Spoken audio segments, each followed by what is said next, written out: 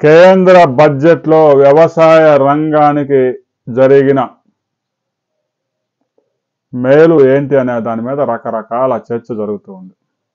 మనం గతంలోనే బడ్జెట్ ప్రవేశపెట్టక ముందు ఒక వీడియోలో చెప్పుకున్నాం.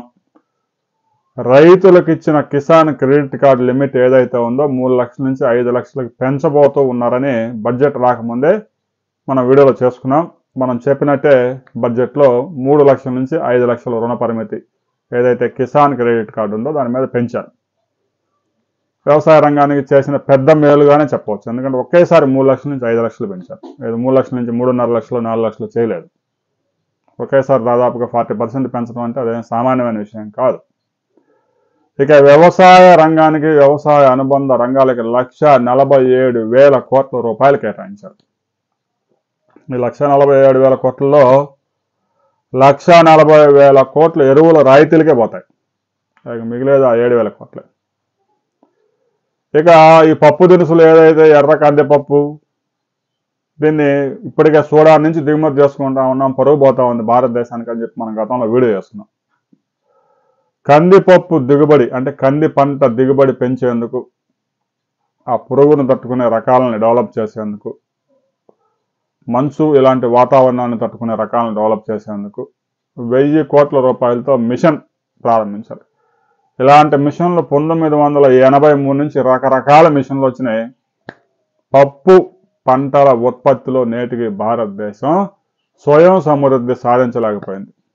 కందిపప్పు కావాలంటే ఆఫ్రికాలోని సూడాన్ నుంచి దిగుమతి చేసుకుంటున్నారు. మినపప్పు కావాలంటే బంగ్లాదేశ్, బర్మా ఈ దేశాల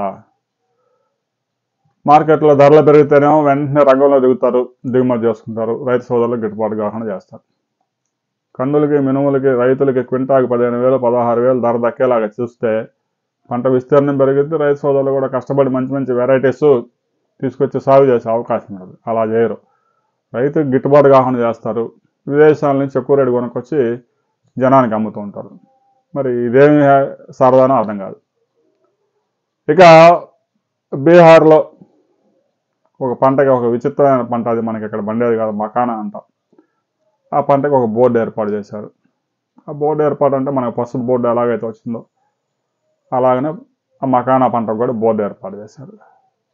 ఇక పరిశోధనలకి రాబోయే రోజుల్లో పెద్ద ఎత్తున నిధులు అంటే ఒక 500 కోట్ల రూపాయలు కేటాయించారు. రాబోయే సంవత్సరంలో 100 నూతన వంగడాలు విడుదల చేస్తారు. భారతదేశంలో ఉన్న 32 అగ్రికల్చర్ యూనివర్సిటీల్లో ప్రతి సంవత్సరం నూతన వంగడాలు వస్తూనే ఉంటాయి. రాబోయే రోజుల్లో అధిక దిగుబడి నుంచి 100 నూతన వంగడాలు సీడు విడుదల చేస్తామని చెప్పేసి ఆర్థిక శాఖ మంత్రి నిర్మలా సీతారామన్ చెప్తా ఉంది. ఈ బడ్జెట్లో రైతులకు ప్రత్యేకంగా చేసింది ఏమీ లేదు. ఒక కిసాన్ క్రెడిట్ కార్డు మాత్రం 3 లక్షల నుంచి 5 లక్షలు పెంచారు. అంతవరకు హ్యాపీ. ఇక రైతులకు ఇచ్చే రుణాలు సహకార బ్యాంకులు ఇవన్నీ వడ్డీ వ్యాపారమే కాబట్టి పెద్దగా చర్చించుకోవాల్సిన అవసరం లేదు. ఆ కిసాన్ క్రెడిట్ కార్డు మీద వడ్డీ రేటు కూడా 4% ఉంటుంది కాబట్టి రైతు సోదరులకు కొంతవరకు ఉపయోగపడే అవకాశం ఉంది. ఇక మద్దతు ధర అంటామా, మద్దతు ధరకి బడ్జెట్కి సంబంధం లేదు. మద్దతు ధరలు ప్రతి సంవత్సరం ఒక పావలా ముష్టేసినట్టు వేస్తారు. రాబోయే రోజుల్లో కూడా అలాగనే చేస్తారు. రైతు సోదరులు ఏ పంట పండించాలి అనే విషయంలో క్లారిటీ లేక కొట్టుమిట్టాడుతున్నారు. చాలామంది రైతులు అయితే కాడి పడేశారు. పిల్లల్ని చదివించుకుని పిల్లల్ని సెటిల్ అయిపోయిన రైతులు అయితే అసలు వ్యవసాయం చేయడంలో, కౌలు రైతులు కూడా వ్యవసాయం చేసే పరిస్థితులు కనిపించడం లేదు. ఒకప్పుడు ఎకరా 30,000, 40,000 పెట్టి కౌలు తీసుకున్న పొలాలు కూడా నేడు 5,000కి 10,000 కూడా తీసుకునే పరిస్థితులు లేవు. రాబోయే రోజుల్లో కూడా ఈ వ్యవసాయం పైకి లేచిద్దని నమ్మడానికి లేదు. ఉన్న రైతులు ఇంకా కొంతమందికి ఆడి పడేయాల్సిందే. వ్యవసాయ రంగంలో 5% జనాభా కన్నా ఎక్కువ బతకడానికి అక్కడ స్కోప్ లేదు. స్వతంత్రం వచ్చిన కొత్తలో 95% వ్యవసాయ రంగం మీద ఆధారపడి జీవించేవాళ్ళు. రాబోయే రోజుల్లో 2035 నాటికి భారతదేశంలో కూడా 5 నుంచి 10% మంది మాత్రమే వ్యవసాయ రంగంలో ఉంటారు. అంతకంటే అక్కడ ఆదాయం లేదు. దాని మీద బతికి అప్పుల పాలైపోవడం తప్ప వేరే హోప్స్ ఏం కనిపించడం లేదు. ఇక రాష్ట్ర ప్రభుత్వాలు అయితే రైతు భరోసా అని అదని ఇదని ఒక్కో రైతుకి 10,000, 15,000, 20,000 ఖాతాలు వేసి మేము వ్యవసాయాన్ని పండగ అంటారు. కానీ ఒక్క రాజకీయ నాయకుడు కూడా వ్యవసాయం చేయడు. విచిత్రంగా ఒక్కడు కూడా 10 ఎకరాలు సాగు చేసి పంట పండించేవాడు రాజకీయ నాయకులు లేడు నేను చూడాల. ఎందుకంటే అందులో ఏమి రావు, పెట్టినన్నీ పోతాయి.